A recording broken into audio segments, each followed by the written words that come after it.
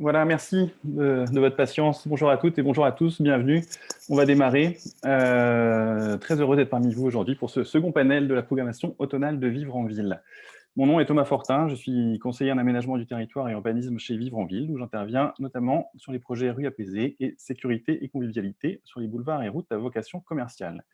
Je vais être en charge de l'animation du panel ce midi et je vais commencer tout d'abord par vous rappeler quelques petites consignes d'usage. Vos caméras et micros vont rester fermés pendant tout le long du panel et nous vous invitons à adresser vos questions par l'outil de Zoom, l'outil questions-réponses de la plateforme, au fur et à mesure de la séance et nous allons nous charger de les adresser aux panélistes à l'issue des échanges. Si pour des difficultés particulières d'accessibilité, vous ne pouviez pas poser directement votre question, on vous conseille d'utiliser l'option « Lever la main » pour que nous puissions directement activer ponctuellement votre micro à la fin de la séance, mais utilisez de préférence l'outil questions-réponses. Alors, après une première discussion, il y a 15 jours, consacrée à la question de comment vivre sans la voiture dans le cadre d'un vieillissement actif, nous allons aujourd'hui nous pencher sur l'aménagement des rues autour d'un panel dont le titre est « Rue apaisée, comment aller au-delà du panneau ». Et pour cela, nous avons le plaisir d'accueillir plusieurs panélistes, donc Bartek Komorowski, conseiller en aménagement, chef d'équipe intérim de la division de la sécurité et de l'aménagement durable de la direction de la mobilité de la ville de Montréal. Bonjour. Claude Ferron, conseiller municipal de la ville de Trois-Rivières. Bonjour. Et René Binet, administrateur de regroupement des aveugles et amblyopes du Québec, responsable du comité transport. Donc, je prendrai quelques minutes tout à l'heure pour vous les présenter plus longuement au début du panel. Merci à tous les trois, en tout cas, d'avoir accepté l'invitation. Et on va démarrer. Avant d'entamer les échanges, je vais céder la parole à Pierre-Yves Chopin, chargé de projet à Vivre en Ville, pour quelques éclairages et précisions introductives sur le sujet qui va nous préoccuper aujourd'hui. Donc Pierre-Yves est titulaire d'une maîtrise en ingénierie des systèmes urbains et s'intéresse particulièrement à la question des mobilités. Il se joindra aussi à notre panel tout à l'heure. Pierre-Yves, c'est à toi. Merci Thomas. Effectivement, je lance ma présentation. Effectivement, la question de la mobilité, c'est central dans le travail de Vivre en Ville, qui est pour le cœur de notre mission, qui est le développement de collectivités viables. Au quotidien, on travaille pour faire de nos villes et de villages des milieux de vie de qualité. Ce travail-là, il passe notamment par le développement de la mobilité durable. Et pour ça, notamment pour favoriser les déplacements actifs, il faut absolument s'intéresser à la sécurité des usagers. Le problème, c'est que les usagers des modes durables, des modes de déplacement actifs, les piétons et les cyclistes, en gros, sont les plus vulnérables sur la route et que les données à ce sujet-là ne sont vraiment pas reluisantes. Les piétons et les cyclistes représentent un décès sur 5 et ce bilan-là ne s'améliore pas, au contraire. Pour les piétons, la part des décès que représentent les piétons sur le bilan routier, elle a augmenté de 40% en moins de 10 ans. Évidemment, ce qui fait de ces usagers des usagers vulnérables, c'est qu'à pied ou à vélo, on est beaucoup plus à risque de mourir ou d'être blessé que si on est dans une voiture. À cela, il y a deux raisons. La première, c'est qu'on n'a pas d'habitacle de métal pour se protéger. Et la seconde, c'est que les collisions ont justement lieu avec des véhicules lourds, même si ce ne sont pas forcément des poids lourds, et des véhicules qui vont vite, trop vite. Et quand on regarde le risque de décès selon la vitesse, on réalise assez vite l'immense intérêt que représente la réduction des vitesses sur nos rues. Quand on passe de 30 à 50 km/h, la probabilité de survie diminue à peu près de moitié en cas de collision pour un piéton. Évidemment, plus on augmente la vitesse, plus c'est dramatique pour les piétons. Et donc, à partir de là, la question qu'il faut se poser, c'est comment est-ce qu'on fait pour baisser les vitesses pratiquées autant que possible dans les milieux de vie. Donc là, la prémisse de notre travail et l'intérêt de se poser la question sur les rues apaisées. Pour baisser la vitesse, il existe 3 grandes avenues. La première, c'est de demander gentiment, avec des panneaux, aux gens de rouler moins vite. Le problème, c'est que ça ne marche pas vraiment, ça ne marche pas beaucoup, parce que les humains se basent bien plus sur l'environnement, sur ce qu'il y a autour de nous, qu'on parle de l'environnement bâti, la forme de la rue, la forme de la chaussée, l'encadrement, etc., mais aussi l'environnement vivant, le comportement des autres usagers notamment, que sur la signalisation. Donc, la deuxième avenue. Attends, je Oui. t'interromps juste quelques instants. On ne voit pas le changement des diapos, on est toujours sur la diapo de couverture. Original. Voilà, c'est pas ce sera normal. mieux. Voilà. Là, attends, je vais arrêter mon partage puis je vais le relancer. On va le mettre là-dessus. Puis je vais me remettre là-dessus. Dis-moi là si je navigue, est-ce que vous le voyez là? Oui, c'est bon. Bon. OK, il y a juste ça en revanche qui me dérange. OK. Donc, pardon. Donc oui, donc le problème, c'est que les panneaux, comme je disais, fonctionnent malheureusement assez peu pour réduire les vitesses. Donc, vient ensuite naturellement le réflexe de se dire, ben, si on dit aux humains, attention, si vous ne respectez pas les panneaux, on va vous punir, peut-être que ça va marcher. Mais malheureusement, non plus. Ça ne suffit pas vraiment parce que ben, dans le fond, on est des humains et dès que la menace nous semble faible, on s'empresse rapidement de transgresser les règles et de se fier avant tout à notre instinct pour établir notamment nos vitesses de circulation. Si on voulait que la menace soit constante, il faudrait qu'il y ait des policiers partout. Je ne suis pas sûr qu'on ait envie de ça comme société. Et puis surtout, ça demanderait des ressources assez impressionnantes pour pouvoir faire respecter ça. Donc, ça nous amène à la troisième avenue pour réduire les vitesses. Vous imaginez bien que c'est celle-ci qui nous intéresse, particulièrement à vivre en ville, c'est d'agir sur l'environnement, de repenser l'aménagement de nos rues. Et l'intérêt, c'est que c'est une approche qu'on peut appeler auto-exécutoire, c'est-à-dire qu'à partir du moment où on met les bons ingrédients en place faire de nos rues des environnements où on va rouler lentement, les vitesses, naturellement, sont réduites de façon beaucoup plus instinctive par les automobilistes. Mais aussi, ça permet d'atteindre d'autres bénéfices, des bénéfices qu'on parle de santé, d'économie, d'esthétisme, d'optimisation de l'espace.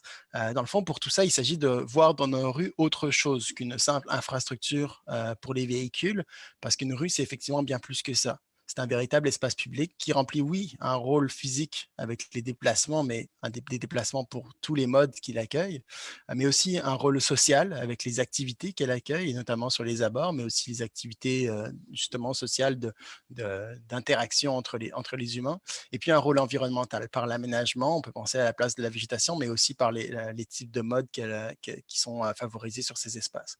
Et pour qu'une rue puisse jouer tous ses rôles de manière conviviale et sécuritaire, on ne peut pas se contenter d'aménager nos rues comme on l'a fait depuis des décennies. On ne peut plus se contenter de laisser toute la place à la voiture. Et il faut revoir nos pratiques. Et c'est avec cet objectif-là en tête d'amélioration des pratiques que Vivre en Ville a notamment produit ce printemps un guide qui s'intitule Conception et mise en œuvre de rues apaisées, où on s'est intéressé à toutes ces rues qui sont au cœur de nos milieux de vie, des rues résidentielles ou mixtes, des rues où on gagnerait à améliorer la sécurité et la convivialité, notamment en réduisant les vitesses. Pour Vivre en Ville, et dans ce guide qui est disponible gratuitement en ligne, la notion de rue apaisée, elle englobe deux approches, la rue partagée et la rue étroite. Je ne rentrerai pas dans le détail de notre publication maintenant. Je vous inviterai à la consulter en ligne. Puis surtout, on va aborder ces aspects-là dans le panel pour la suite. Mais en gros, ces deux approches ont en commun de viser à réduire au strict nécessaire la place de la voiture pour faire plus de place aux humains, particulièrement aux modes de déplacement qui sont les plus vulnérables. Elles ont donc certaines composantes en commun. D'abord, de limiter, comme je disais, la place de la voiture, donc la chaussée notamment, et donner plus de place au reste. Ensuite, d'avoir des aménagements à échelle humaine pour justement permettre de jouer les différents rôles dont on a parlé, notamment des rôles de socialisation puis des rôles économiques. Et ensuite, comme autre composante commune, de limiter et d'encadrer le stationnement pour qu'il ne prenne pas toute la place et qu'il ne contribue notamment pas à élargir la chaussée lorsqu'il est inutilisé. Mais ces deux approches, elles se distinguent aussi dans leur aménagement et dans les règles de circulation qui les régissent. Parce que la rue partagée, elle repose sur un changement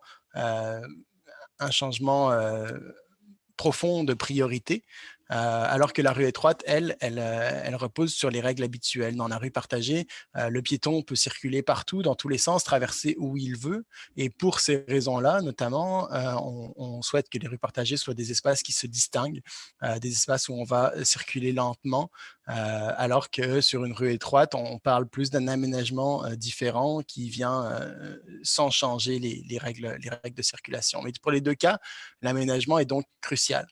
Et pour outiller tous ceux qui participent à l'aménagement de ces rues, Notre guide propose des mesures concrètes pour en faire des espaces conviviaux, des espaces sécuritaires, puis des approches de planification pour les mises en œuvre, pour qu'au final, de plus en plus de rues deviennent dans nos milieux de vie des rues où les conducteurs vont rouler instinctivement moins vite, et ce, peu importe le panneau qu'on y a planté. Donc, c'est ce qui met fin à ma petite introduction. J'espère que je n'ai pas trop parlé rapidement et que vous avez réussi à me suivre. Mais dans tous les cas, on va pouvoir revenir sur tous ces aspects-là dans le cadre du panel. Donc, Thomas, je te repasse la parole.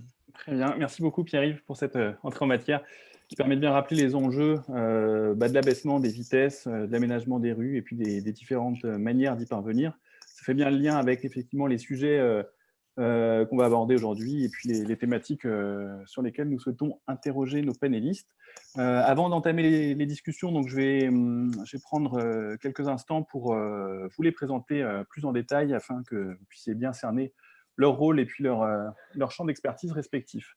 Donc, j'ai commencé par Bartek Komorowski. Je disais qu'il était conseiller en aménagement au sein de la direction de la mobilité de la ville de Montréal. Donc, vous avez rejoint cette direction en 2019 pour contribuer à la mise en œuvre du plan d'action Vision Zéro.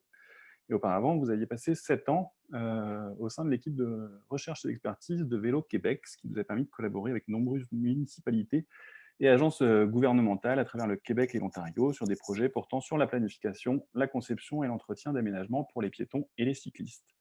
Vous êtes notamment co-auteur du récent guide technique de Vélo Québec, aménagé pour les piétons et les cyclistes, et vous siégez aussi dans différents conseils d'administration, notamment la Winter Cycling Federation, organisme international, et vous êtes donc qui est responsable notamment de la Winter Cycling Congress annuel. Bienvenue, Monsieur Komorowski. Je passe à Claude Ferron, donc, qui est conseiller municipal de la ville de Trois-Rivières. Donc, vous menez actuellement votre premier mandat de conseiller municipal. Vous avez été élu en novembre 2017 pour représenter le district des Rivières à la ville de Trois-Rivières. Et vous consacrez désormais à ce mandat pour lequel les tâches et défis ne manquent pas, et à travers lequel vous défendez la nécessité d'accorder plus de place à la mobilité durable, au regard notamment d'une situation climatique qui est de plus en plus alarmante. Et cette prise de conscience guide notamment votre action au quotidien. Et en ce sens, vous avez travaillé sur différents sujets au sein de la ville de Trois-Rivières, notamment la refonte du plan d'urbanisme, et vous avez piloté aussi la mise en œuvre d'un aménagement estival cette année du centre-ville pour l'année 2020, qui s'est traduit par la mise en place de rues piétonnes, mais également de plusieurs rues partagées. Ça a été, dans le cadre d'un contexte sanitaire particulier, l'occasion de tester de façon accélérée des projets de transformation de rues. Et ça marque peut-être aussi un virage plus large en matière de conception de voirie. Donc, on va pouvoir en parler tout à l'heure. Merci beaucoup d'avoir accepté notre invitation, Monsieur Ferron. Et puis, donc, Monsieur René Binet, administrateur du regroupement des aveugles et amblyopes du Québec, responsable du comité de transport au sein de cet organisme.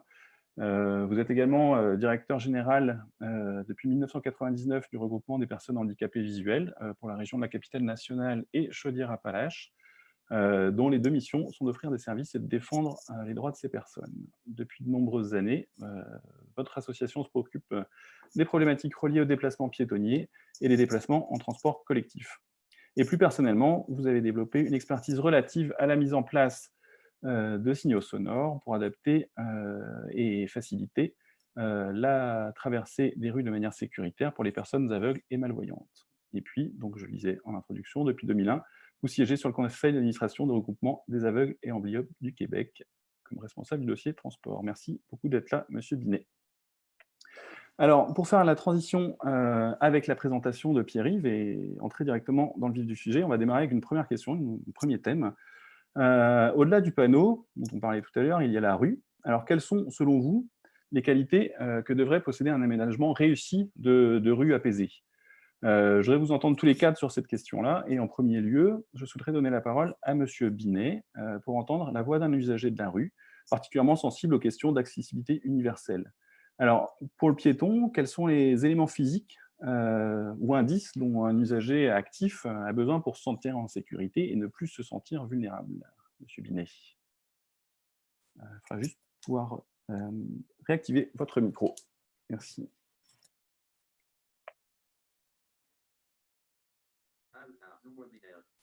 Ça va, vous m'entendez? On vous entend très bien, merci. Parfait. OK.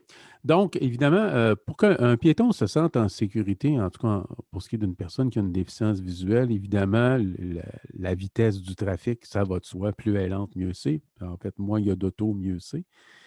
Euh, En fait, nous, au niveau des rues apaisées, aux rues partagées, nous, ce qui est important, c'est que on ait une ligne de guidance. Et il y a beaucoup lorsqu'on parle de mise en place de rues partagées, par exemple, on parle d'enlever des trottoirs. Bien, ça, évidemment, nous, ça peut être insécurisant. Donc, ce qu'on demande au niveau du palliatif à ce niveau-là, c'est qu'il y ait des bordures, qu'il y ait une bordure quelconque qui puisse faire en sorte que ce soit délimité pour nous et qu'on puisse se diriger dans la rue apaisée ou la rue partagée. Mais évidemment, le concept est intéressant, mais nous, ce qui est important, c'est qu'on ne doit pas perdre nos repères.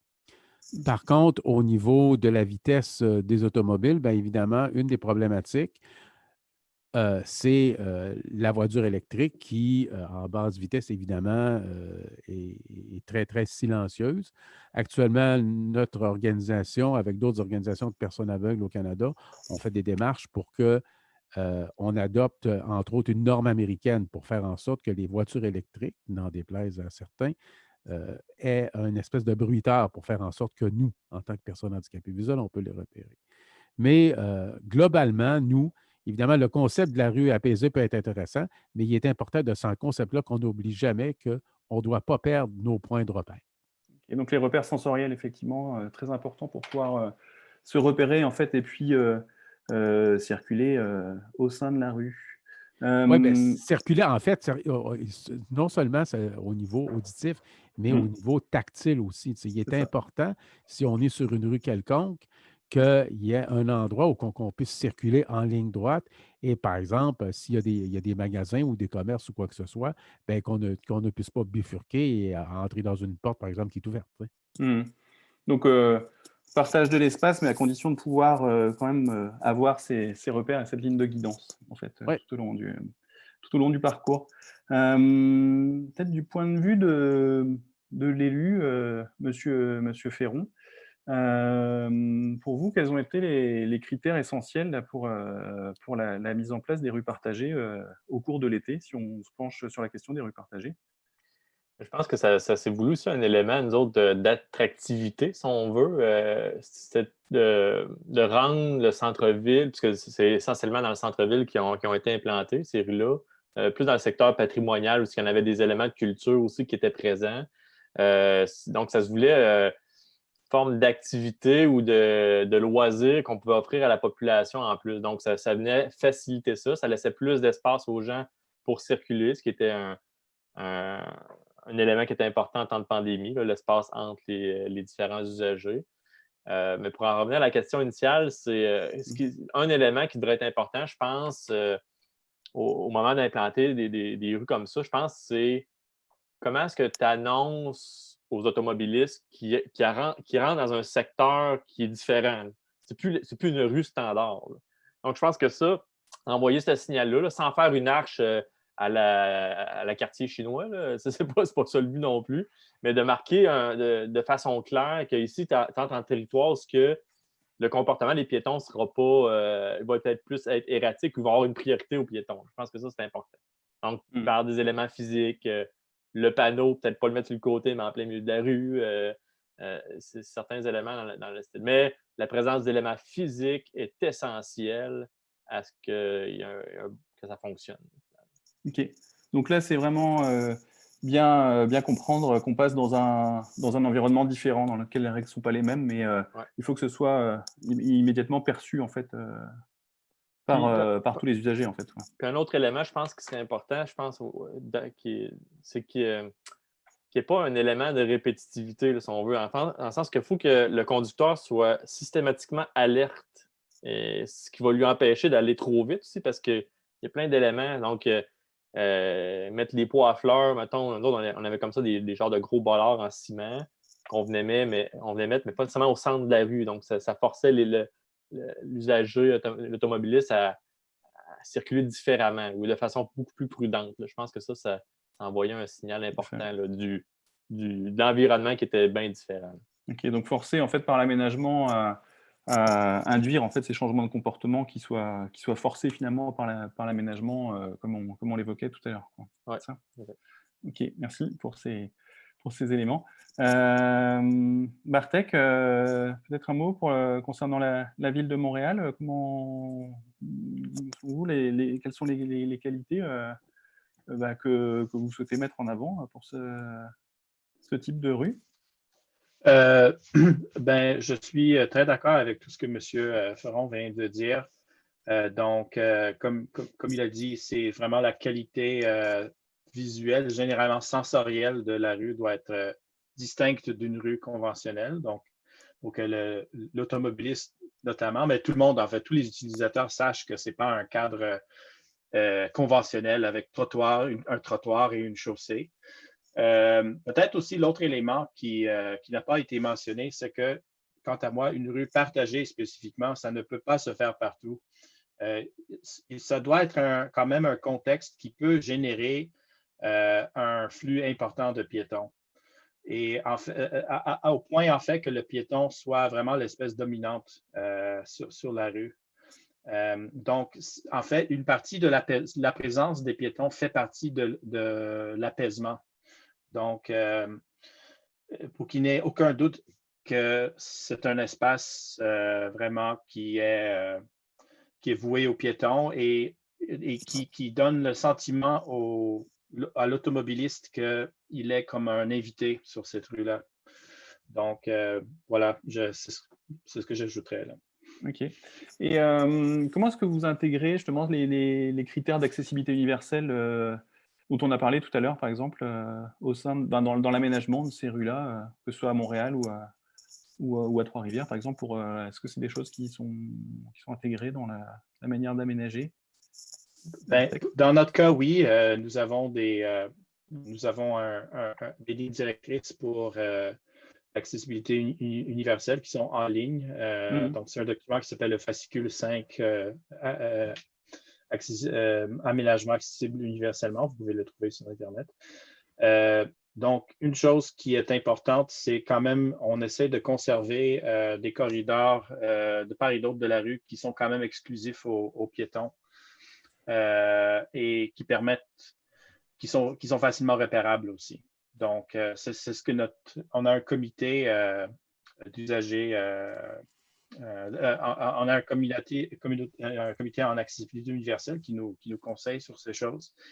Puis c'est vraiment un des avis partagés de ce comité-là, c'est qu'il faut quand même conserver des espaces exclusifs aux piétons qui sont facilement repérables. Donc, voilà. OK.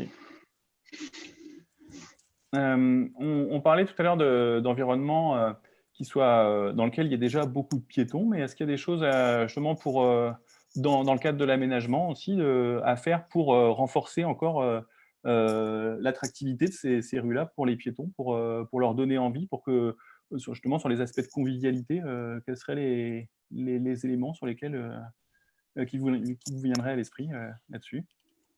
Avec Bartek, tu peux y aller. Oui, donc moi, je suis un grand fan de ce qu'on appelle la perméabilité sélective ou la perméabilité filtrée. Donc, ce sont des mesures qu'on met pour limiter le trafic automobile sans toutefois gêner le flux de vélos, de piétons.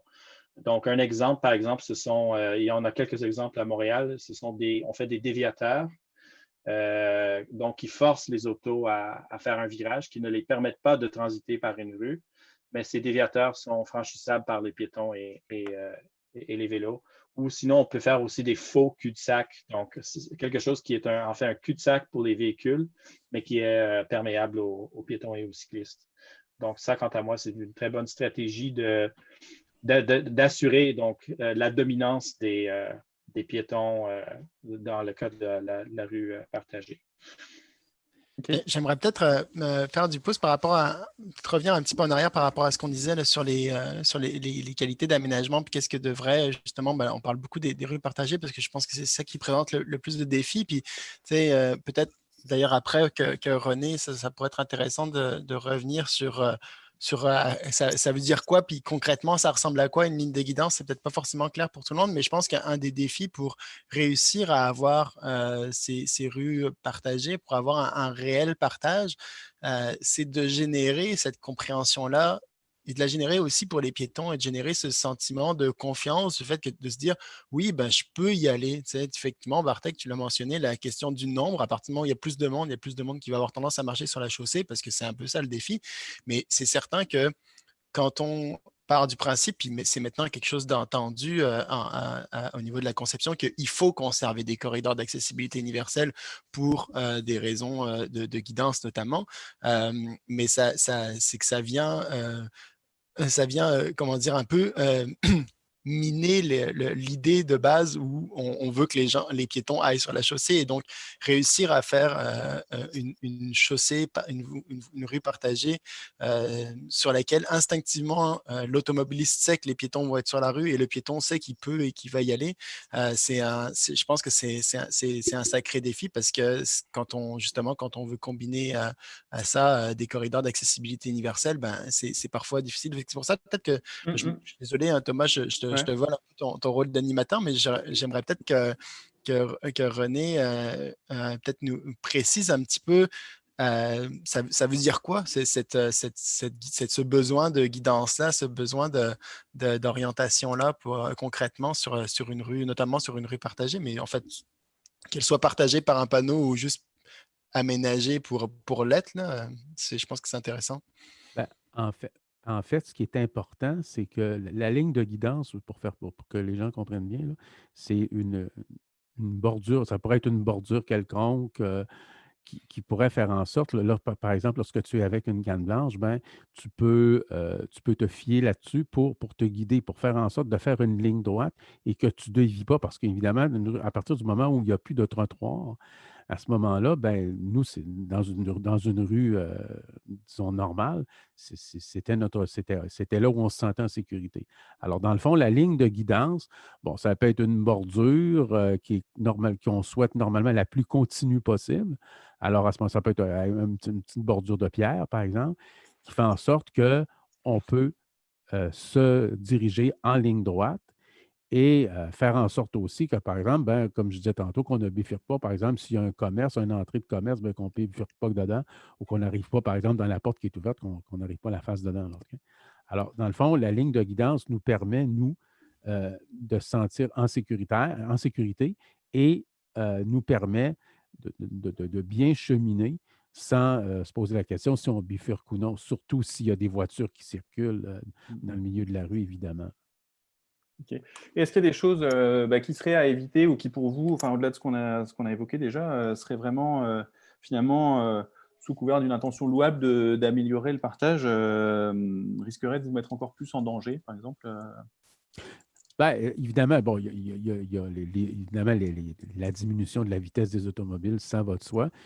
Et aussi, je pense que ce serait important de lancer un message, je ne sais pas moi, mettre un panneau, au niveau des cyclistes aussi, parce que souvent, il y a des cyclistes qui vont très rapidement et qui peuvent heurter les personnes. Et évidemment, ben, comme la voiture électrique, le cycliste, tu ne l'entends pas tout le temps venir. Donc, à ce moment-là, je pense que ce serait important aussi que les cyclistes soient non, je le dis, respectent plus les piétons. Que ce soit finalement que l'apaisement des vitesses soit valable pour tout le monde et que chacun en fait fasse attention les uns aux autres, quoi. Exact. Dans le fond, ceux qui bon, on va parler des cyclistes et des automobilistes, là, puis même, je dirais parfois des gens aussi en quadrille portante, dans le fond, que la vitesse soit limitée pour les gens qui sont sur roue.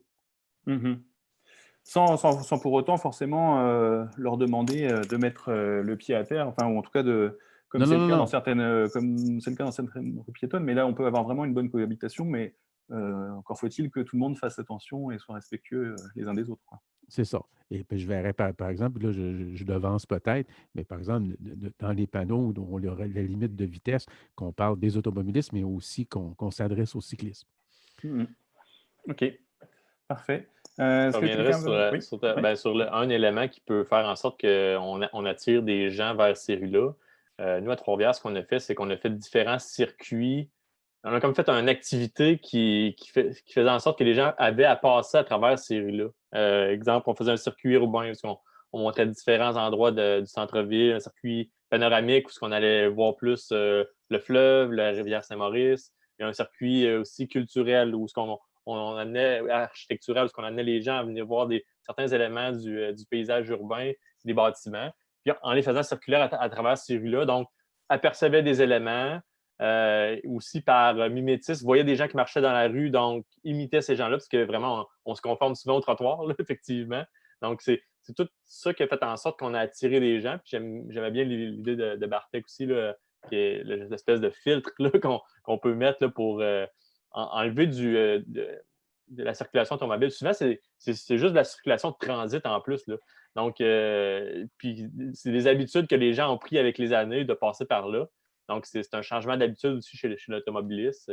Ça fait qu'au final, il y a plus de gens qui s'approprient la rue. OK. Et comment ça s'est traduit justement dans le cadre d'aménagement temporaire? Comment vous avez fait pour dissuader cette circulation de transit, par exemple?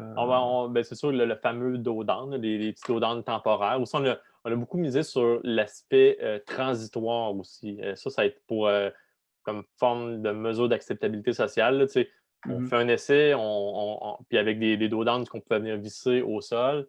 Le danger avec les dos down, par exemple, c'est que les automobilistes avaient tendance à les contourner des fois. Donc, le positionnement est très important. La fréquence aussi, s'ils sont trop espacés dans la rue, l'automobiliste va accélérer, fait qu'on perd de son efficacité. Donc, c'est de bien doser un peu tous ces aménagements-là, au final. OK.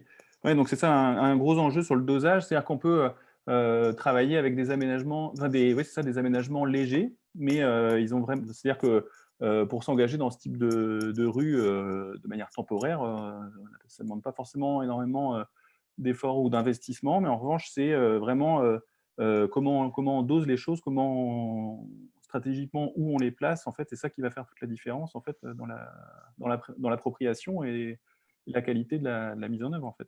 On a même reculé, on avait aménagé certaines rues de façon conviviale ou partagée initialement pour se rendre compte que l'implantation n'était pas réussie, on n'atteignait pas l'objectif, donc on l'a simplement retiré. Il y avait peut-être aussi un nombre critique de piétons qui fréquentaient ce lieu-là. Donc, c'est tout ça qui a fait en sorte que maintenant, on a revu nos choix. En ayant des aménagements dits transitoires, c'était beaucoup plus facile de jouer avec ça et de faire des tests. OK. Bon, on va revenir tout à l'heure sur cette question-là de comment on tire les enseignements aussi au fur et à mesure. On aura d'autres points à aborder là-dessus. Pierre-Yves, tu voulais compléter? Je pense que quelque chose d'important aussi, c'est qu'il ne faut pas oublier que c'est quelque chose de nouveau. Là. Le partage de la rue, c'est pas nouveau. Au contraire, ça existait bien avant l'automobile. Mais la rue partagée, elle l'est. Ça, c'est quelque chose qui est quand même délicat. Donc, je pense que peut-être que dans 15 ou 20 ans, quand les Québécois, tout le monde saura très bien ce que c'est qu'une rue partagée, on se rendra compte qu'il y a peut-être des endroits où le panneau arrive à faire un travail presque suffisant, mais à court terme, ce n'est pas le cas. On l'a vu dans certains milieux, notamment cet été, avec des endroits où on mettait juste un panneau, puis le panneau, on ne le voit pas. Et si on ne change absolument rien, y compris pour des rues temporaires, puis c'est pour ça justement que l'exemple de Trois-Rivières est intéressant, parce que pour du temporaire, vous avez quand même fait des choses qui étaient assez marquantes. Vous avez mis des gros bollards de béton au milieu de la rue. Ce n'est pas toutes les municipalités qui fonctionnent comme ça. Mais il ne faut pas oublier, ça, c'est nouveau. Les gens ne connaissent pas. Ils ne savent pas ce que c'est qu'une rue partagée. Ils ne savent pas en tant que piéton. Ils ne savent pas en tant qu'automobiliste. Ça fait 2 ans que ça existe dans le code. Et on ne peut pas s'attendre à ce que du jour au lendemain, on apprenne à se comporter différemment pour tout le monde sur des rues. Et puis, il faut aussi avoir conscience, je pense, quand on est concepteur, décideur, qu'on met en place ce genre d'aménagement-là, qu'on a une responsabilité qui va même au-delà de la rue en tant que telle, justement, parce qu'on est dans l'innovation et on projette une image, on crée des précédents. Et ces précédents-là, ils vont déterminer un peu l'avenir et la réussite des rues partagées dans le futur. Donc, je pense que c'est quand même quelque chose de très important d'avoir en tête cette responsabilité-là de bien faire les choses quand on. Alors justement, c'est important aussi, ça mène sur la question de la perception, notamment de la demande sociale aussi, à travers à la fois l'abaissement de la vitesse, mais aussi la question d'aménager des rues différemment. Mais est-ce qu'il y a comment est-ce que vous sentez, dans vos différents rôles, en fait, la perception de ce besoin d'aménager différemment, par rapport à juste mettre un panneau de signalisation? Est-ce que il y a une demande pour ça? Est-ce que c'est compris, en fait, ce lien-là? Peut-être Claude Ferron pour commencer sur ce sujet-là? Ben, oui, mais tu sais, je pense que c'est multifactoriel, là. Tu sais, première des choses, moi, je pense que la population de Trois-Rivières était quand même habituée à voir ces rues-là plus calmes à la base, parce que c'est des endroits où il y a beaucoup d'éléments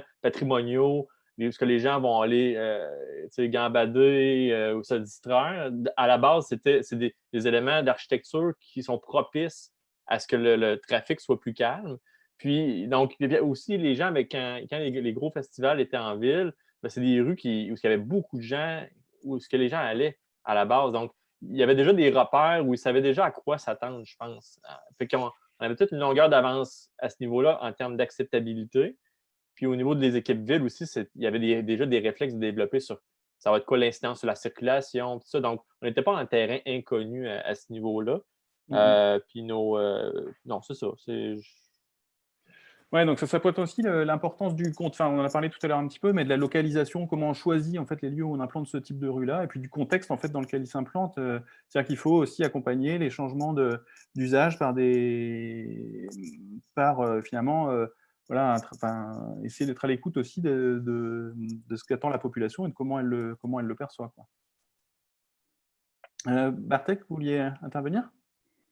Oui, moi, ce que je perçois, c'est que généralement, en Amérique du Nord, on a beaucoup de foi en les panneaux et en la signalisation routière. Et je pense aussi que quand même, dans l'esprit, je pense, de certains de mes collègues encore et beaucoup de nos élus aussi, il y a une impression qu'on peut régler des problèmes avec des panneaux.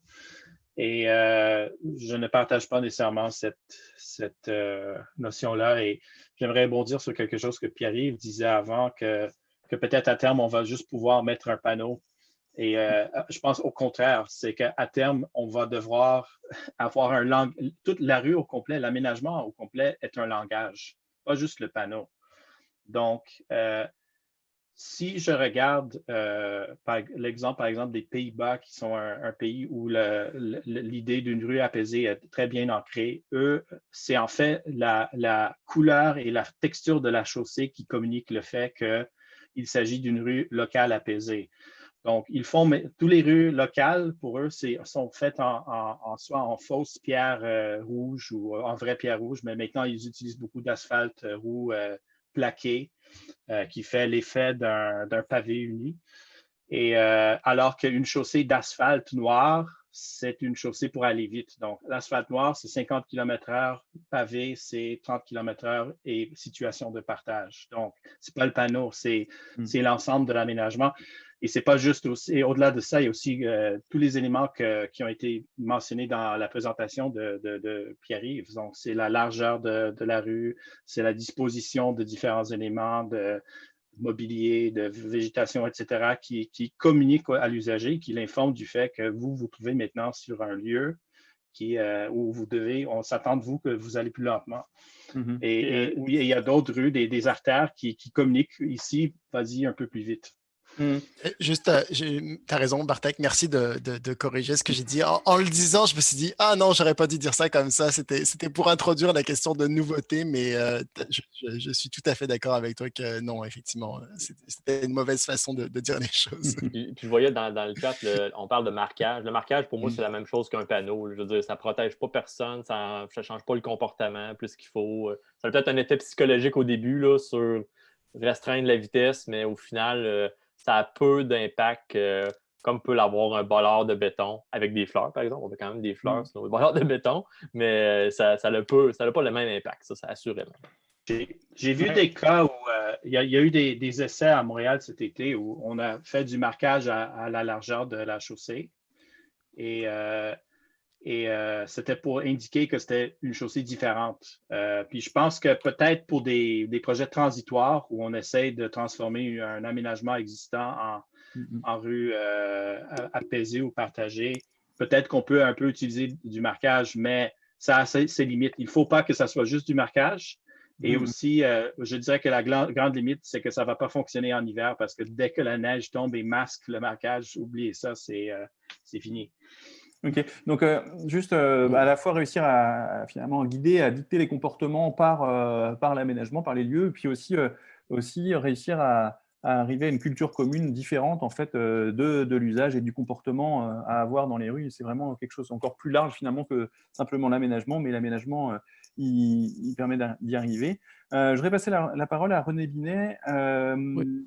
Juste aussi peut-être pour que vous puissiez nous donner aussi, vous, votre position en tant que, à travers les organismes de défense aussi, et dans lesquels vous intervenez, de défense euh, de, justement dans les différents regroupements auxquels comment vous sentez en fait que ce besoin d'aménager est perçu par les décideurs, par exemple? Est-ce que c'est vraiment un enjeu pour Nous, en fait, non, c'est pas, en fait, c'est pas un enjeu majeur dans notre cas. Là. Je parle en déficience visuelle. Je ne parlerai pas pour les autres déficiences.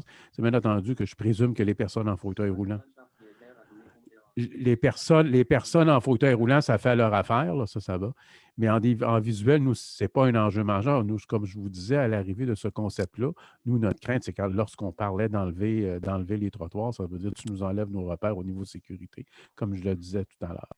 Fait que nous, ce n'est pas un enjeu majeur. Par contre, je veux revenir sur les bollards. Et ça, on l'avait démontré parce qu'avec Pierre-Yves, on avait fait des expérimentations l'an dernier au niveau des rues partagées, autant à Montréal qu'à Québec. Et les bollards, pour nous, c'est nuisible. Là. On s'entend. Parce que je parlais tantôt de ligne continue de guidance. On s'est entendu que si c'est des bollards, ben là, le concept de continuité n'y est plus à ce moment-là. Alors, pour nous, c'est sûr qu'un mettre des bollards dans une rue partagée, ça peut devenir beaucoup plus un obstacle quelque chose d'aidant. OK, merci pour cette précision. Juste une petite, parce que l'heure avance, une petite question sur les acteurs associés à la démarche et à quel moment, enfin, justement, dans le cadre d'un projet de transformation de rue, qui soit temporaire ou permanent, justement, quels seraient les différents groupes d'acteurs à associer? Et puis, pour élargir un peu aussi cette question-là, on a commencé à aborder tout à l'heure la question des enseignements, comment transformer l'essai à partir d'une première expérimentation. Donc, comment, justement, dans vos différentes expériences, vous voyez la chose pour continuer à avancer, à progresser. Ben, Allez-y, Claude Ferrand. Ou René, vas-y, René. OK. Ben, en fait, pour vraiment, je vous dirais au niveau de la consultation, d'ailleurs, Vivre en ville l'a fait, c'est-à-dire il a consulté le regroupement des aveugles et amblyopes du Québec. Je pense que c'est de ne pas oublier dans tout ça, évidemment, oui, il faut que les organismes décideurs soient les municipalités, les organismes au niveau environnemental, mais ne pas oublier les organismes de personnes handicapées. Je pense que c'est le message qui doit être passé à ce niveau-là. OK, très bien, merci. Je pense que... Vas-y, Pierre. Excuse-moi, je pense que effectivement, là, personnellement, à Vivre en ville, on a beaucoup appris à ces sujets-là, et notamment par les expériences qu'on a menées avec des personnes handicapées là, sur des rues partagées. C'est extrêmement difficile de comprendre pour un professionnel et même pour un concepteur. Puis je pense que Bartek pourra en témoigner, de la subtilité et le niveau de précision qui est nécessaire pour avoir des aménagements qui fonctionnent quand on sort de l'ordinaire. Et je pense que ça nécessite un souci vraiment pointu dans la consultation, dans la compréhension de ces enjeux-là, mais aussi dans le suivi de la réalisation, parce que c'est des besoins qui sont différents, comme le disait René, là, selon les différents handicaps, qui sont conciliables, mais avec beaucoup d'attention et de soins seulement, et sincèrement que c'est ça, c'est très difficile de comprendre et de réussir à saisir l'importance de certains repères pour les différents usagers, l'importance de certains obstacles pour d'autres. C'est tout un exercice, et pour lequel je pense qu'effectivement la consultation de ces acteurs-là, elle est indispensable. Ce que je pourrais rajouter au niveau ville, c'est implanter une rue partagée, c'est quelque chose qui est très transversal. Ça fait appel à tous les services de la ville, tant aux gens de la circulation, aux gens des incendies, policiers. Ça fait appel à tous les gens de la chambre de commerce, partenariat qu'il y a avec le centre-ville, le tourisme, les, euh, les citoyens, personnes à mobilité réduite et personnes handicapées aussi. Tout au niveau de l'aménagement en ce qui est avec les demandes de permis pour les terrasses. Puis, tu sais, c'est tout ça qui entre en ligne de vue. Donc, former un comité pour implanter ça, puis que ces gens-là se parlent, puis qu'il y ait une communication qui soit très fluide, parce que les enjeux d'un peuvent être une nuisance pour l'autre. Puis, mais nous, à Trois-Rivières, ça émanait déjà depuis longtemps, de l'année qu'on a un centre-ville qui est assez vivant pendant les festivals. Donc, ces acteurs-là se parlaient déjà, donc ça aidait. Mais là, pour aller un peu plus loin, ça a été facilitant, effectivement. OK. Et peut-être sur le lien après sur la pérennisation d'aménagements de ce type-là, peut-être Bartek, comment est-ce que c'est envisagé à Montréal en fait? Comment les choses sont implantées en fait? En fait, mon équipe coordonne un programme qui s'appelle le programme d'implantation des rues piétonnes et partagées, qui est ça se déroule sur 3 ans. Et la façon qu'on procède, c'est que la première année, on fait un premier jet, un aménagement très léger avec mobilier, marquage sur la chaussée. On l'évalue à la fin de la première saison pour voir qu'est-ce qui a fonctionné, qu'est-ce qui n'a pas fonctionné. Et en fonction de ce qu'on apprend, après, la deuxième année, on commence à implanter des aménagements de plus en plus durables, en fait, et permanents, si on souhaite le pérenniser. Donc, c'est en collaboration toujours avec un de nos arrondissements. Okay. Donc, c'est vraiment comme ça. On a surtout fait des rues piétonnes saisonnières qu'on démantèle pour l'hiver, mais on commence maintenant à en faire quelques-unes qui sont des rues partagées. Donc, ça reste à voir comment ça va se concrétiser dans le temps. Mais c'est ça la démarche, en tout cas. C'est un premier essai, une évaluation, puis après ça, 2 ans de pérennisation. OK.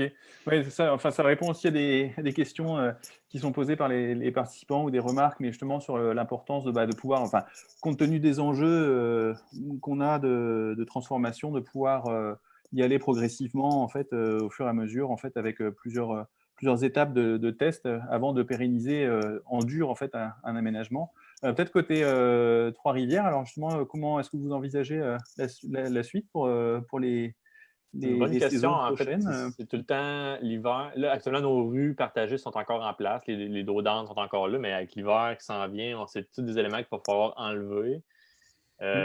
Tous, je dis tous, je ne veux pas m'avancer, là, mais je suis vraiment curieux, puis je vais poser des questions à savoir, on veut tous s'embarquer dans ça pendant la période hivernale? Le contexte fait en sorte que les gens vont vouloir sortir aussi, même en hiver, là, ils vont vouloir circuler, donc raison de plus de donner de l'espace dans nos rues. Mais effectivement, il y a encore un bout d'inconnu pour nous à savoir est-ce qu'on va les faire vivre cet hiver, ces rues partagées-là, ou quels éléments on va vouloir conserver. OK.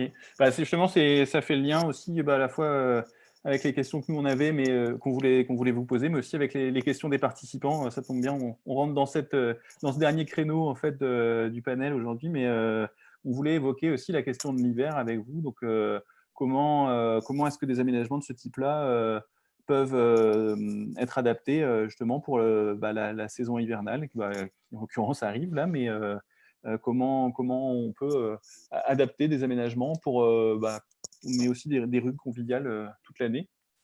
Le commentaire n'engage que moi, là. Je veux dire, est-ce que ramasser moins de neige dans les rues serait une manière de laisser des éléments physiques qui tombent du ciel, puis de la disposer des tas de neige d'une certaine façon, parce que ça ne nuise pas à la sécurité publique, mais puis qu'on atteigne l'objectif d'apaiser la rue? C'est sûr qu'il y a peut-être plein de contraintes auxquelles je n'ai pas pensé, là, mais ça pourrait être un élément, mais ça serait pour le vivre, je pense. Mais c'est peut-être d'accepter que la rue ne doit pas être déneigée au complet comme on est tout le temps habitué. Mais ça, c'est politiquement, on va voir ce que mes collègues vont en penser. OK. Peut-être René Binet, sur cette question-là de l'hiver, est-ce que vous, il y a des enjeux particuliers spécifiques concernant l'hiver, éventuellement le déneigement de trottoirs ou pas? Enfin, En fait, si on parle le déneigement des trottoirs, nous autres, c'est clair que faut que les trottoirs soient aménagés, soient déneigés particulièrement. Si on parle des rues normales, entre autres des bateaux pavés, ou traduire les abaissements de trottoirs, si ce n'est pas déneigé, à ce moment-là, on n'a aucun repère et là, tu arrives directement dans la rue et tu ne le sais pas.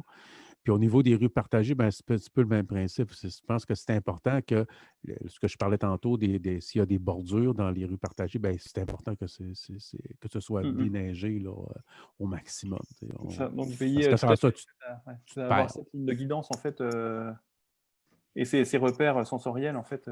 Oui, effectivement. C'est important que ce qui est consacré aux lignes de guidance, il faut que ce soit déneigé quasiment à la perfection, parce que sans ça, tu te retrouves dans la rue.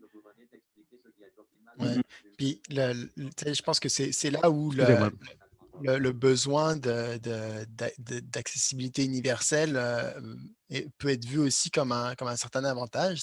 Dans les recommandations qu'il y a pour ces rues-là, même que ce soit pour des rues étroites, pour des rues partagées, c'est effectivement de garder des trottoirs, de garder des corridors d'accessibilité universelle sur les rues partagées qui sont suffisants, mais qui sont pour les usagers, mais qui sont aussi suffisants pour être facilement déneigés. Donc, effectivement, au Québec, on ne peut pas ne pas penser à ça. Donc, oui, une rue partagée devra avoir un endroit, un corridor exclusif, mais qui devra être d'une largeur suffisante. Ce n'est pas un espace résiduel qu'on dit, ça va servir, entre autres, comme une zone de refuge. Non, il faut que ce soit un véritable espace aménagé pour ça et en pensant à l'hiver.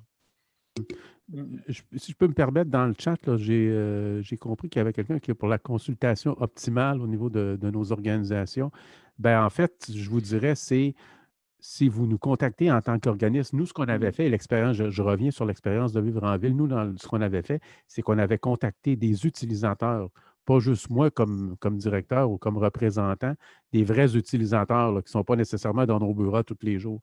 Alors, nous, en tant qu'organisme, on peut faire le relais à ce moment-là parce qu'on va chercher des utilisateurs et des utilisateurs différents. Par exemple, il y a à l'expérience qu'on avait fait avec Vivre en Ville, il y avait des utilisateurs de canne blanche, mais il y avait aussi des utilisateurs avec chien guide.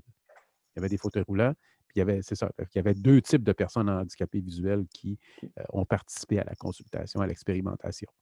OK. Très bien. J'aimerais rapidement juste faire une précision par rapport à la question hivernale. Dans toute notre discussion, on a vraiment il y a 2 grandes sortes de rues partagées ou apaisées. Il y a celles qui sont des nouvelles rues ou des rues reconstruites qui sont vraiment, tout l'aménagement est pensé en fonction d'être partagé. Et là, ça nous donne la possibilité de prévoir comment ça va fonctionner en hiver versus une rue existante conventionnelle qu'on essaye de patcher un peu en ajoutant un peu de mobilier et de marquage pour la transformer en rue partagée. Quant à moi, ce deuxième cas est beaucoup plus complexe à entretenir en hiver parce que l'infrastructure en tant que telle n'a pas été prévue pour être utilisée de cette façon. Donc, je pense que c'est un défi auquel on n'a pas encore de réponse satisfaisante quant à moi. Oui, il y a tout le temps une histoire de coût aussi, avec les rues qui existaient où on vient adapter du mobilier.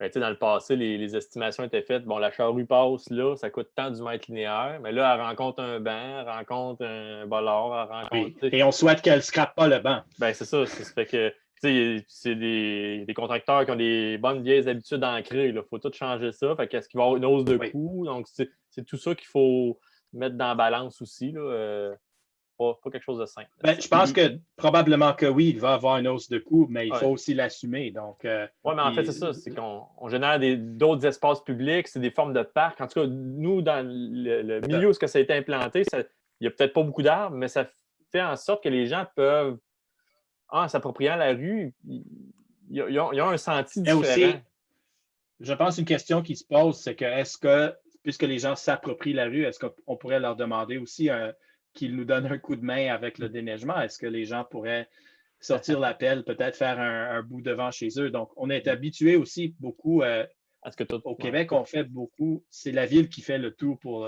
alors que j'ai vu d'autres cas où on responsabilise en fait les riverains un peu, d'une partie au moins de l'entretien. Donc, je le soulève comme ça, comme idée. Mais plus largement, ça invite aussi à réfléchir à comment on peut faire évoluer les manières d'entretenir et de déneiger les rues pendant l'hiver et d'adapter justement à ces enjeux aussi d'une rue accessible pour tous en toute saison. En fait. Et puis pour finir, je vais juste un tout petit point par rapport aux aménagements temporaires. Tu sais, quand on a commencé à faire des aménagements temporaires au Québec, ils étaient uniquement estivaux. Et puis, tu sais, maintenant à Montréal, il y a des endroits où il y a des aménagements de type parklet, des placotoirs, etc., qui sont restés, qui sont plus ou moins utilisés en hiver, etc. Mais effectivement, tu sais, je pense que tu sais, on apprend en tant que société, puis en tant que professionnel à gérer ça. Puis c'est dans l'intérêt effectivement de la sociabilisation puis de la vivabilité hivernale, mais aussi dans l'intérêt d'optimiser un peu nos efforts pour pas toujours être en train de désinstaller, de réinstaller, de stocker les affaires, de réussir à faire des choses qui sont compatibles. Puis je pense que c'est possible, pas pour tout, effectivement, mais il ne faut pas oublier aussi que l'hiver amène un certain apaisement naturel. Fait que, oui, on n'a pas le choix d'enlever les petits dodanes qu'on met temporaires, mais généralement, la vitesse, elle est un petit peu plus basse en hiver, fait qu'on n'a peut-être pas tant de pertes que ça. Fait qu'en tout cas, tout ça, c'est des questions qui sont encore beaucoup à explorer et à étudier, qui sont aussi les limites des interventions temporaires et transitoires, qu'à un moment donné, on ne peut pas tout tester, on ne peut pas tout réussir à faire en temporaire et transitoire, puis à un moment donné, il faut prendre les moyens de le faire de façon permanente et quitte à parfois faire des correctifs après. Là. Ça fait effectivement encore beaucoup de choses à développer. On est quand même dans une approche assez nouvelle sur ces questions-là aussi au Québec. Et puis, il y avait une question, alors malheureusement, on va être obligé de conclure, mais il y avait une question aussi sur est-ce que les formes de rue partagées sont propices et sécuritaires pour les formes pour le jeu libre dans la rue. Ça, c'est encore aussi une autre thématique sur laquelle il y aura sans doute des choses à dire. Là-dessus, ça nous donne aussi du grain à moudre pour d'autres réflexions et en tout cas pour poursuivre les échanges sur d'autres panels de ce type. Désolé de ne pas avoir pu répondre à toutes les questions qui étaient très riches et on aurait bien aimé pouvoir continuer plus longtemps, mais il va falloir qu'on conclue. Pour aller plus loin, je vous rappelle aussi que vous pouvez consulter le guide conception et mise en œuvre de rues apaisées, outils pour concilier accessibilité, convivialité et sécurité sur les rues partagées et les rues étroites, que vous pouvez télécharger sur le site de Vivre en Ville. Je voudrais remercier à nouveau vraiment très fortement nos panélistes pour leur contribution. Merci beaucoup. On a pu cheminer ensemble et échanger sur des sujets ma foi fort intéressants et porteurs aussi d'évolution pour les espaces publics du Québec. On va vous donner rendez-vous maintenant le 11 novembre prochain pour un autre panel qui lui portera sur l'alimentation de proximité et le rôle notamment des infrastructures alimentaires locales. Voilà, donc le panel a été enregistré aujourd'hui, vous pourrez le visionner à nouveau, il sera mis en ligne dans quelques temps. Voilà, et merci encore à tous, à nos panélistes, mais merci aussi à vous qui nous avez suivis aujourd'hui. Et puis, je vous souhaite une très bonne fin de journée. À bientôt.